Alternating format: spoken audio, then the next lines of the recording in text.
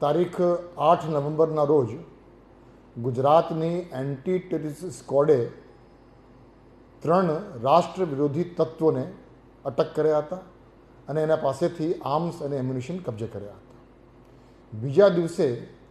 ફરીદાબાદમાં પણ રાષ્ટ્ર વિરોધી તત્વો વિરુદ્ધ કાયદેસરની કાર્યવાહી કરવામાં આવી અને એ જ દિવસે દિલ્હીમાં એક બોમ્બ બ્લાસ્ટ પણ થઈ હતી. આ સમગ્ર બાબતને ધ્યાનમાં રાખી ગુજરાત પોલીસને સતર્ક કરવામાં આવ્યું અને એક વિડીયો કોન્ફરન્સના માધ્યમથી ગુજરાત રાજ્યના તમામ પોલીસ સ્ટેશનોને સૂચના આપવામાં આવી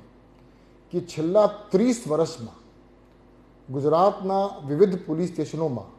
જે કંઈ રાષ્ટ્ર વિરોધી તત્વો વિરુદ્ધ ગુનાઓ દાખલ થયા છે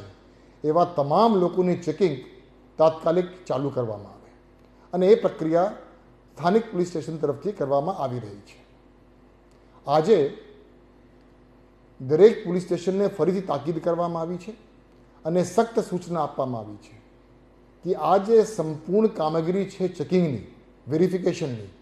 આવતા 100 કલાકમાં એ પ્રક્રિયા પૂર્ણ કરવામાં આવે. ગુજરાત રાજ્યમાં છેલ્લા 30 વર્ષમાં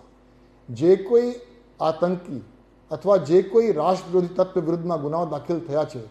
તેવા તમામ આરોપીઓની